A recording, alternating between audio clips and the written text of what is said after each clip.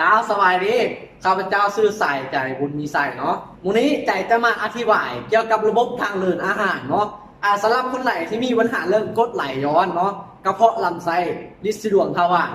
เน้นๆคือวันนี้เรื่องกระเพาะประสาทน้อยน่ะหลายห้างอาจจะบ่เคยยินได้ทายห้างอาจจะบ่เคยหู้เนาะแต่คนที่เป็นหู้เนาะเนี่ยวันนี้ใจจะมาเน้นเรื่องนี้เนาะสำหรับคนไหนที่มีปัญหาเรื่องท้องแน่นท้องกรดไหลย้อนกินอาหารไปแล้วแทรกห้อนลำไส้แบบนี้นะทายยากทายแข็งแบบนี้สำหรับทานหลายที่กินอาหารไปแล้วมีอาการท้องแน่นท้องจุกเสียบแบบนี้เนาะเนี่ยแทรกห้อนขึ้นมาคอแบบนี้เนาะเวลากินไปแล้วบางครั้งบางข่าวนี่อย่างคือว่าจะรออยู่คอนี่เนาะทั้งที่มันบ่ได้มีอย่างแต่ก็คือว่ามีเนาะเนี่ยแล้วกับมีปัญหาเรื่องลำไส้เนาะคือจะทายยากทายแข็งทายบสะดวกเนาะแล้วเป็นลิ้นสะดวกทวารแบบนี้เนาะลิ้นสะดวกทวารมันก็มีอยู่4ระยะน้อยนะแต่ระยะนี่มันก็มีแตกต่างกันเนาะระยะที่1เนาะกระทายยะทายแข็งเนาะเลือดออกน้อยนะระยะที่2มันจะเริ่มเป็นติ่งออกมาน้อยนึงน้อย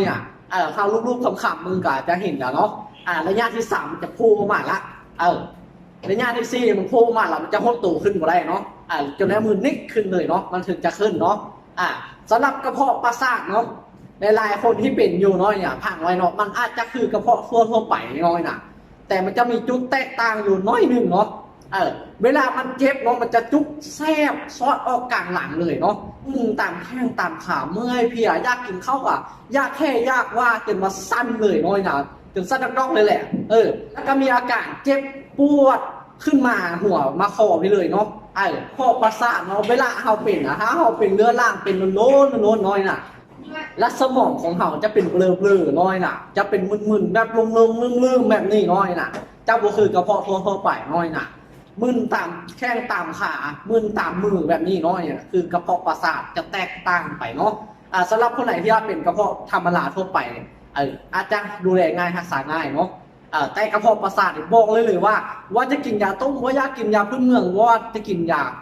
ตามท้องตลาดทั่วไปก้าวบสามารถหายดีหรือว่าโบเห็นผลว่าดูแลรักษามาหลายก้าวบดีเนาะลองมาเปิดใจกับเซอร์นิตินเบอร์นอเนี่ยเข้าที่ใจดูแลลูกค้ามาบอกเลยว่าเห็นผลลัพธ์ทุกคนเลยเนาะสำหรับท่านหลายที่มีปัญหาคือใจว่ามาเนาะใจมีเซอร์นิตินเนาะที่ว่าแก้ปัญหาเนาะที่ทุกท่านเปลี่ยนน้อยว่าจะเป็นกระเพาะลำไส้สีเหลืองภาวะกรดไหลย้อนสินค้านี้นำเข้ามาแต่รัฐเม็กซิกันสหรัฐอเมริกาโรงงานผลิตกาเบอร์นิก LLC ซึ่งได้มาตรฐานระดับโลกน้อยบอกเลยว่าเรื่องความมั่นใจ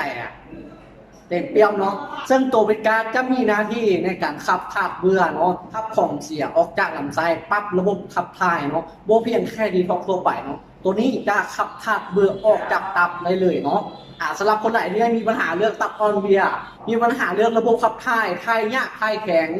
ถ่ายเป็นคือขี้แบ้แบบนี้เนาะตัวนี้จะช่วยดูแลเนาะและตัวเวนทะจะช่วยดูแลในเรื่องอาการท้องแน่นท้องมีปัญหาเรื่องกรดไหลย้อนแบบนี้น้อยเพิ่มจุลินทรีย์ในลำไส้แบบนี้น้อยและตัวเซอร์นิตันจะเป็นตัวตัวที่ว่าดูแลเรื่องอักเสบภายในดูแลเรื่องระบบประสาท